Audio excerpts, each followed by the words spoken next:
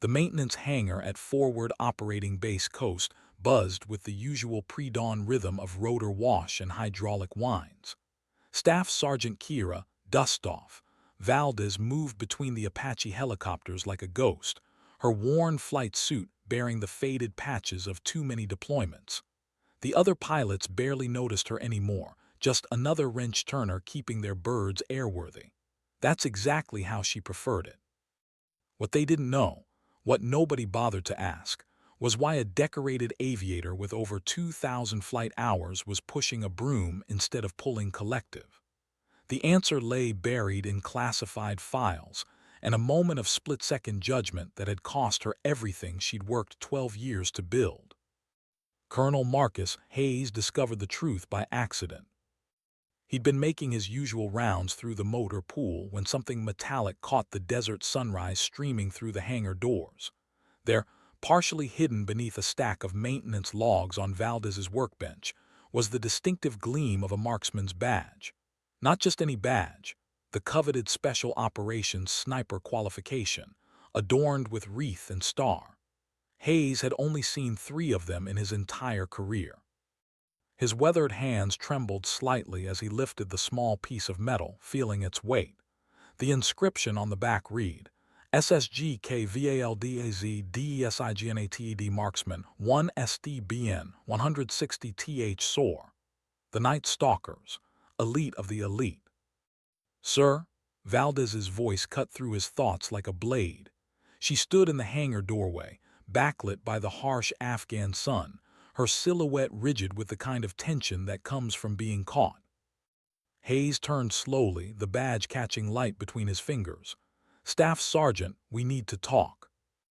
The hangar seemed to shrink around them. Valdez's dark eyes that had peered through rifle scopes at distances most people couldn't comprehend, fixed on the badge with an expression Hayes couldn't quite read. Resignation, relief, perhaps both. I was wondering when someone would find that, she said quietly, stepping into the cool shadow of the hangar. Her boots made no sound on the concrete floor. Even walking, she moved like a sniper, deliberate, controlled, invisible. Hayes examined her more closely now, seeing past the grease-stained coveralls and the deliberately slouched posture. The way she positioned herself with clear sightlines to both exits. The unconscious habit of keeping her hands visible but ready. The 1,000-yard stare that never quite left the eyes of those who'd seen too much through magnified optics. Kira Valdez, Hayes said, testing the name. It felt heavier now, weighted with implications. Tell me why one of the Army's most decorated aviator snipers is cleaning bird parts in my hangar instead of flying missions. The morning sun climbed higher, painting the desert in shades of amber and shadow. Somewhere in the distance, another Apache spun up for patrol. But in this moment, in this hangar thick with the smell of JP-8 and metal, 2 soldiers stood on the precipice of a conversation that would change everything. Valdez looked at the badge one more time, then met his eyes. Because, sir, some shots you can never take back. The weight of those words settled between them like dust after an explosion. Hayes studied her face, reading the map of scars, physical and otherwise, that told a story he was only beginning to understand. In the special operations community, legends were made and destroyed by single moments, single decisions that rippled outward like shockwaves. Walk with me, Staff Sergeant, Hayes said, pocketing the badge, and start from the beginning. They emerged from the hangar into the brutal Afghan morning, where the mountains stretched endlessly toward Pakistan, and the sky held promises of sandstorms and violence. Valdez fell into step beside him, her stride matching his instinctively, another tell of her training. Special operations personnel moved differently, thought differently, carried themselves with the quiet confidence of those who'd operated in the spaces between life and death. It was Helmand Province, she began, her voice steady but distant. 3 years ago, we were providing overwatch for a convoy recovery mission. My spotter and I had been in position for 18 hours, watching a compound where intelligence said they were holding 2 Marines. Hayes listened without interruption, recognizing the cadence of an after-action report delivered by someone who'd relived every detail countless times. The desert wind picked up, carrying the scent of dust and distant smoke. Somewhere above them, a drone traced lazy circles against the cloudless blue. The shot was clean. 800 meters minimal wind, target clearly identified through thermal imaging. Taliban commander, high-value target, responsible for at least a dozen IED attacks on our convoys. Valdez paused, watching a supply convoy rumble past their position. I had him centered, breathing controlled, trigger finger applying steady pressure. The pause stretched longer than it should have. Hayes waited, understanding that some stories required their own timing, their own space to breathe. In the distance, the Apache rotors grew fainter as the patrol bird gained altitude and bearing. Then a child ran into my sight picture. Couldn't have been more than 8 years old, chasing a goat that had wandered into the compound. For maybe 3 seconds she was directly between my rifle and the target. Valdez's jaw tightened almost imperceptibly. 3 seconds. In sniper school, they teach you that hesitation kills, that the mission comes first always. Hayes began to understand. The weight in her voice, the way she carried herself, not just the burden of what happened, but the burden of what didn't happen because of what she chose in those 3 crucial seconds. I lifted off the trigger, repositioned, waited for the child to clear. Her voice dropped to barely above a whisper. By the time I had a clean shot again, the target had moved. 30 seconds later, he detonated a suicide vest in the building where our Marines were being held. The desert seemed to hold its breath around them. Hayes felt the familiar weight of command decisions, the terrible mathematics of warfare where lives are counted and weighed and sometimes found wanting. But this was different. This was personal. Both Marines died, Jenkins and Morrow, good men, both of them. Jenkins had a daughter the same age as that little girl who ran into my shot. Valdez stopped walking, turning to face him directly. I saved a child I'd never met and lost 2 brothers I'd served with for 3 years. The investigation cleared me of any wrongdoing, but clearance and conscience are 2 different things, sir. Hayes nodded slowly. In 28 years of service, he'd learned that the hardest battles weren't always fought against the enemy. Sometimes they were fought against yourself, in the quiet hours when the adrenaline faded and you were left alone with your choices. So they transferred you out of special operations, he said. It wasn't a question. Requested transfer, actually. Couldn't trust myself behind a rifle anymore. Every time I looked through a scope, I saw that little girl, saw Jenkins and Morrow. Command agreed to let me retrain as a maintenance specialist, keep my flight status but stay grounded. She gestured toward the hangar where the Apache waited like sleeping predators. Been turning wrenches ever since. They resumed walking, their boots crunching on gravel as they circled back toward the flight line. The morning briefing would be starting soon, pilots gathering around intelligence boards to discuss routes and threats and mission parameters. All the careful planning that went into staying alive in a place where death could come from any direction. Staff Sergeant, Hayes said carefully, how long since you've been behind the controls of an Apache? The question hung in the air like heat shimmer. Valdez's step faltered almost imperceptibly, the first crack in her carefully maintained composure. When she spoke, her voice carried a note Hayes recognized from his own dreams of flying, longing mixed with fear. 2 years, 4 months, 12 days, she replied without hesitation. The precision of her answer told Hayes everything he needed to know about how often she'd counted those days, how much each one weighed. And you miss it. Every damn day, sir. The admission came out rough like she'd swallowed sand. But missing something and being capable of doing it safely are different things. I made a choice that got good people killed. What if I freeze up again? What if the next time? Staff Sergeant, Hayes's voice cut through her spiral with the authority of command. In your estimation, was your choice the wrong one? The question stopped her cold. She turned to study his face, searching for some hidden meaning, some trap in the words. Hayes waited patiently, understanding that this was the moment where everything balanced on a knife's edge. Sir, with respect, that's not. It's a simple question, Valdez. You had 3 seconds to make a decision. You chose to protect an innocent child over completing your mission. Given the same circumstances, knowing what you know now, would you make a different choice? The silence stretched between them like the desert itself, vast, unforgiving, and filled with its own brutal honesty. Hayes watched emotions play across her features. Pain, anger, guilt, and underneath it all, the bedrock certainty of someone who'd looked into the abyss and chosen to remain human. "No, sir," she said finally, "I wouldn't." "Then you made the right choice. The only choice a decent human being could make." Hayes pulled the sniper badge from his pocket, its metal surface warm from the sun.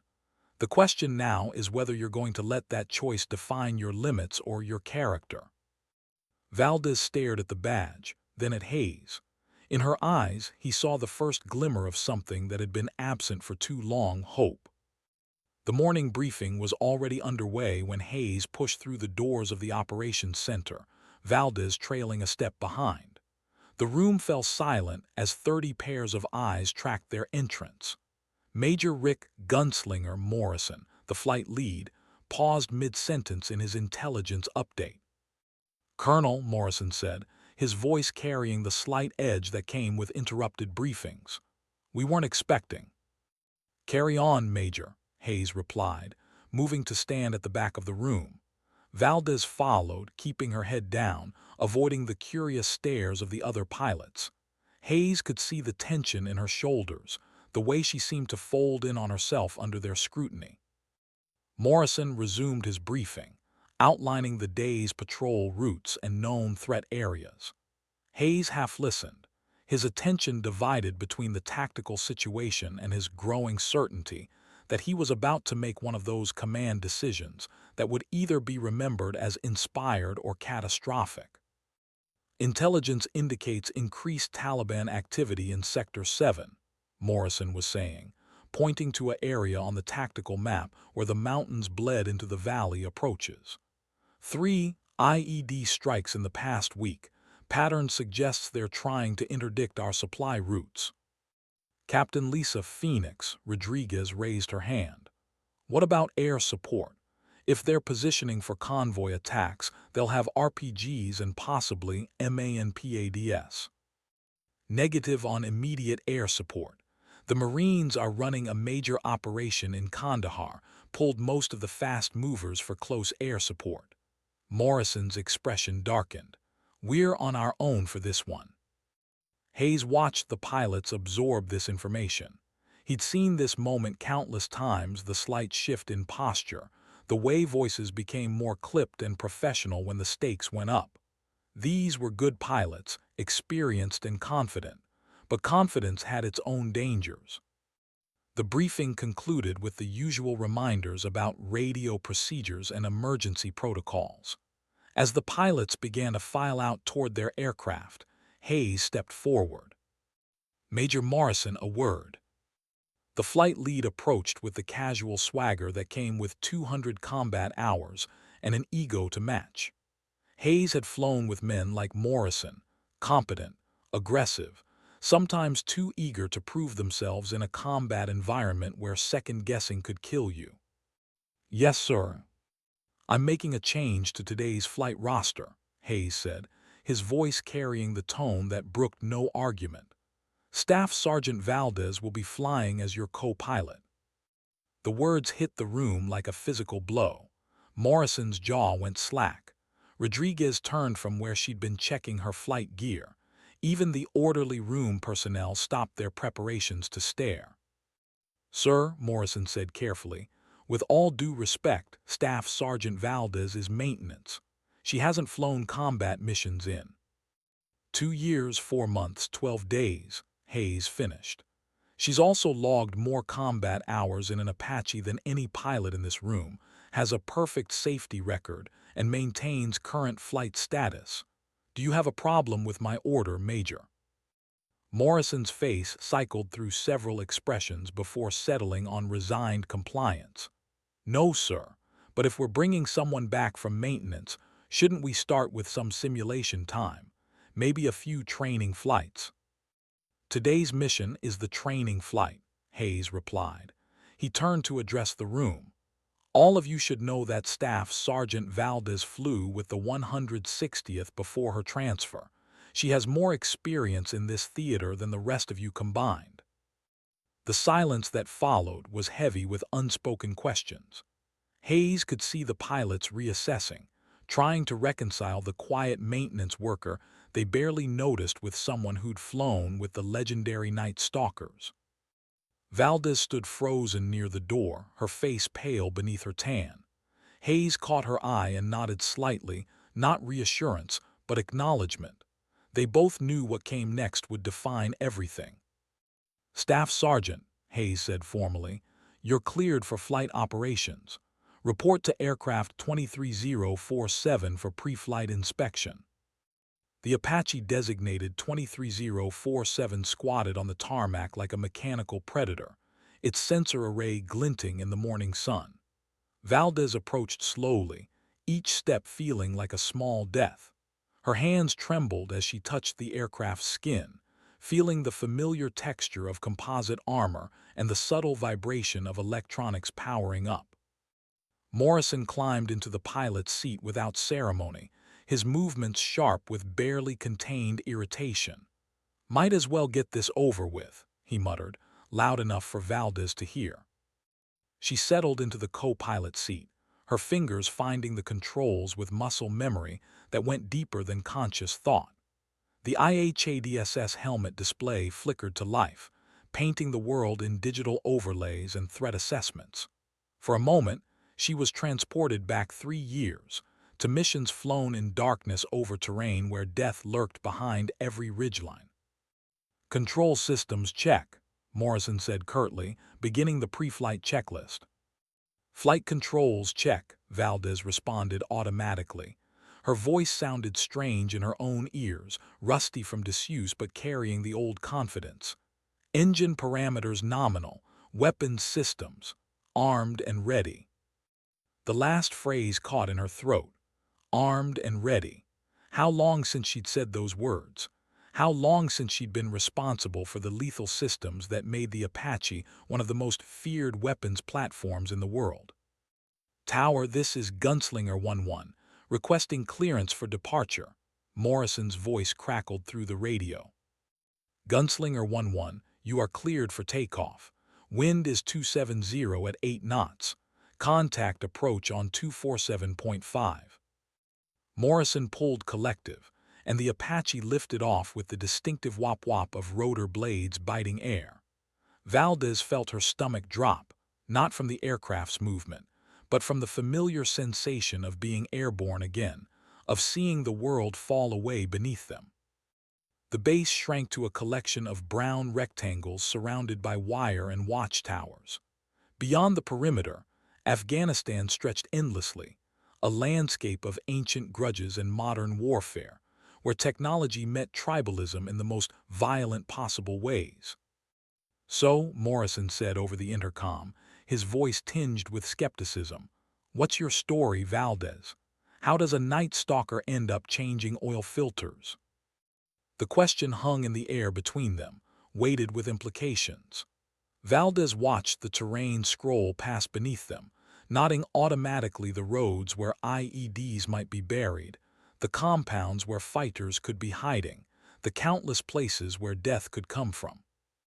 Long story, she replied finally. We've got a 4-hour patrol ahead of us, Morrison said. I've got time. But before Valdez could respond, the radio crackled with urgent traffic. All stations, this is Overlord. Be advised, we have a convoy under fire in Sector 7. Grid coordinates follow. The grid coordinates placed the attack exactly where Morrison had briefed intelligence expected Taliban activity. Valdez felt her training kick in automatically, her mind shifting into the cold, analytical mode that had kept her alive through dozens of combat missions. Gunslinger 1-1, this is Overlord, the radio continued. You are closest available air support. Proceed immediately to Grid 41 SPR 12,345 67,890 and provide immediate assistance to Convoy Bravo 7. Morrison banked the Apache hard to the right, pulling maximum G-forces as he changed course toward the embattled convoy. "Well, Valdez," he said grimly, "looks like your refresher training is going to be more interesting than planned." Through her IHADSS display, Valdez could see the tactical situation developing. Smoke columns rising from the convoy route. Radio chatter filled with the controlled urgency of soldiers in contact. And somewhere ahead, Americans were fighting for their lives while she sat in the co-pilot seat of the most advanced attack helicopter in the world. The old familiar weight settled on her shoulders, the responsibility that came with carrying weapons that could change the course of a battle in seconds. She'd forgotten how heavy it was, how it pressed down on everything you did and thought and breathed. 2 minutes out, Morrison announced. Start looking for targets. Valdez activated the Apache sensor systems, the thermal imaging camera painting the landscape in ghostly whites and blacks. Almost immediately, she spotted muzzle flashes from a ridgeline overlooking the convoy route, Taliban fighters in prepared positions, firing down on the American vehicles trapped in the narrow valley. "I have eyes on enemy positions," she reported, her voice steady despite the adrenaline coursing through her veins. "Ridge line, bearing 090, approximately 800 meters from the convoy." "I see them," Morrison replied, his earlier skepticism replaced by professional focus. "Hellfires or 30 millimeter?" It was a tactical question, but Valdez heard the underlying test in it. Morrison was giving her the choice of engagement method, and with it, the opportunity to prove whether she still belonged in the cockpit of a gunship. She studied the target area through magnified optics, counting muzzle flashes, estimating range and wind conditions. The Taliban fighters were in good positions, using the terrain to their advantage. A Hellfire missile would be certain, but expensive and possibly excessive for the target set. 30 Mike, she decided. I count 6 to 8 shooters in a roughly 50-meter spread. Gun run from the south will give us optimal approach angle and minimize collateral damage risk. Morrison nodded approvingly. Good call, setting up for gun run. The Apache rolled into its attack profile, nose dropping as Morrison aligned their approach with the enemy positions. Valdez felt the familiar surge of controlled violence, the predatory focus that came with transitioning from observation to attack. Through her targeting system, she watched the Taliban fighters grow larger, their heat signatures bright against the cold mountain stone. 800 meters, 700, 600. The range where her shots would matter, where the decisions she made in the next few seconds would determine whether Americans lived or died. Her finger found the trigger and froze. The targeting reticle wavered as Valdez's hand began to shake. Through the magnified optics, the Taliban fighters looked impossibly young, teenagers, maybe, carrying weapons bigger than they were. For a split second, she saw not enemy combatants but children playing at war. "Valdez," Morrison's voice cut through her paralysis, urgent but controlled. "I need you to take the shot." 500 meters. The convoy below was taking heavy fire, pinned down in a kill zone with nowhere to go. American soldiers were dying while she sat frozen at the controls of the most powerful weapon system in the engagement. "Dust off, you need to engage now," Morrison pressed, using her call sign for the first time. The sound of her old call sign broke through whatever was holding her back. Valdez's finger tightened on the trigger, and the Apache's 30 chain gun roared to life. High-explosive rounds stitched across the ridgeline at 600 rounds per minute, each impact sending up clouds of dust and fragmented stone. The Taliban positions fell silent. Good hits, Morrison called out, pulling the Apache into a climbing turn. Convoy reports effective fire, threat neutralized. Below them, the American vehicles began moving again, escaping the kill zone and continuing their mission. Valdez watched them disappear around a bend in the valley, feeling a mixture of relief and something else. Something she hadn't felt in 2 years, 4 months, and 12 days. She'd done it. She'd taken the shot when it mattered. "Overlord, this is Gunslinger 1-1, Morrison reported over the radio. "Enemy positions neutralized. Convoy is mobile and continuing mission." "Outstanding work, Gunslinger 1-1. Return to patrol station and continue mission." As they flew back to their assigned patrol area, Morrison's voice came through the intercom, quieter now, more thoughtful. "That was solid work back there, Valdez.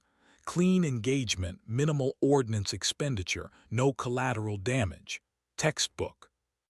"Thank you, sir," Valdez replied, though part of her still felt the tremor in her hands, the moment of hesitation that could have cost lives. "Can I ask you something?" Morrison continued. "When you froze up there for a second, was that about whatever happened before, whatever got you transferred out of special operations?" Valdez was quiet for a long moment, watching the empty landscape roll past beneath them. Finally, she keyed her microphone. "Something like that." "Well, whatever it was, you worked through it. That's what matters." But Valdez wasn't sure she agreed. Working through it implied getting past something, moving beyond it. What she'd felt back there wasn't resolution. It was the same weight she'd been carrying for almost 3 years, just momentarily overcome by training and necessity. The radio crackled again. "Gunslinger 1-1, this is Overlord. We're showing possible enemy movement in your patrol sector. Grid 41 SPR 23,456 78,901. Investigate and report." Morrison acknowledged the transmission and altered course toward the new grid coordinates. "Just another day at the office," he muttered, but Valdez could hear the slight tension in his voice. Multiple contacts in one patrol was unusual, either coincidence or part of a larger pattern. Through her sensors, she began scanning the new area, looking for the telltale signs of enemy activity. Heat signatures, vehicle movement, anything that didn't belong in the empty landscape below. The work was methodical, requiring the kind of patience and attention to detail that had made her effective as both a pilot and a sniper. "Contact," she announced, spotting movement through thermal imaging. "Looks like a small group, maybe 4 individuals, moving along the wadi approximately 2 kilometers north of the road." Morrison adjusted their flight path to get a better look. Could be civilians, lot of herders in this area. But even as he said it, both pilots could see that the movement pattern was wrong. Herders moved slowly, following their animals. These figures were moving with purpose, staying in cover, exhibiting the kind of tactical awareness that suggested military training. "Gunslinger 1-1, this is Overlord. What do you see down there?" Morrison keyed his radio. "Overlord, we have 4 military-age males moving tactically along the northern wadi. No visible weapons at this time, but movement pattern suggests hostile intent." The response came back immediately. "Maintain observation. Do not engage without positive identification of weapons." Rules of engagement. The careful balance between protecting American forces and avoiding civilian casualties that made every decision a potential career-ending mistake. Valdez understood the weight of those words better than most. They circled at altitude, keeping the suspected Taliban fighters under observation. Through magnified optics, Valdez could make out details, the way they moved, the equipment they carried, the practiced way they used terrain features for concealment. "There," she said suddenly, pointing to her display. "Second man from the front. That's an AK-47 slung across his back." Morrison leaned over to check her screen. "I see it. Definitely a weapon." He keyed his radio again. Overlord positive identification on weapons. Request permission to engage. The pause seemed to last forever. Radio traffic from other stations filled the silence, routine reports, logistics coordination, the mundane business of keeping a military operation running. But for the crew of Gunslinger 11, everything had narrowed to this moment, this decision. Gunslinger 11, you are cleared to engage, weapons free. Morrison looked over at Valdez. Your target, your call, how do you want to do this? Another test, another opportunity to prove she belonged here. But this time, Valdez felt different. The hesitation from the earlier engagement was gone, replaced by the cold certainty that came with clear rules of engagement and positive target identification. Hellfire missile, she decided. Clean, certain, minimal risk of survivors escaping to report our presence. Agreed, setting up for missile engagement. The Apache's targeting systems locked onto the group of Taliban fighters, who remained unaware of the predator circling above them. The Hellfire missile's seeker head painted the target area with invisible laser energy, creating a connection between weapon and target that would persist until impact. Target locked, Valdez announced. Missile away. The Hellfire dropped away from the Apache's wing pylon, its rocket motor igniting as it began its deadly arc toward the target. Through her targeting pod, Valdez watched the missile's flight path, a thin contrail marking its passage through the clear morning air. Impact was a brief flash of white on the thermal display, followed by secondary explosions that suggested the Taliban fighters had been carrying additional ordnance. When the smoke cleared, there was nothing left moving in the wadi. Overlord, this is Gunslinger 11. Target destroyed. No survivors observed. Outstanding, Gunslinger 11. Return to station and continue patrol. As they resumed their assigned patrol pattern, Valdez felt something she hadn't experienced in years, the satisfaction of a clean engagement, a successful mission, the knowledge that she'd done her job without hesitation or doubt. But underneath that satisfaction, a different kind of awareness was growing. She just killed 4 human beings with the press of a button, ended lives from a distance with clinical precision. 3 years ago, that knowledge would have weighed on her, added to the burden of choices made and unmade. Today, it felt different. Not easier, exactly, but cleaner somehow.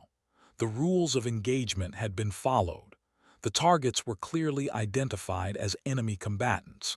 There were no children in the target area, no innocent bystanders whose presence would have complicated the moral calculus of the moment.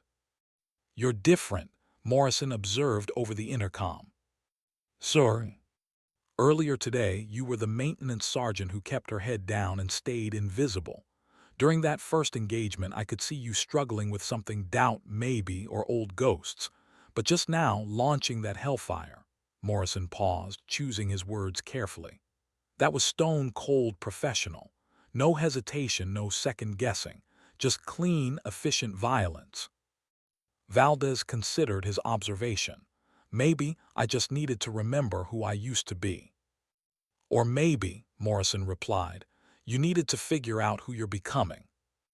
The rest of their patrol passed without incident. They flew lazy patterns over their assigned sector, monitoring radio traffic, maintaining the kind of aerial presence that made Taliban fighters think twice about exposing themselves in the open.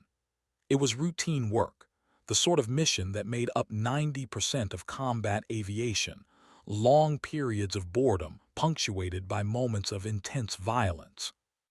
As they turned back toward base, Morrison broke the comfortable silence they'd settled into.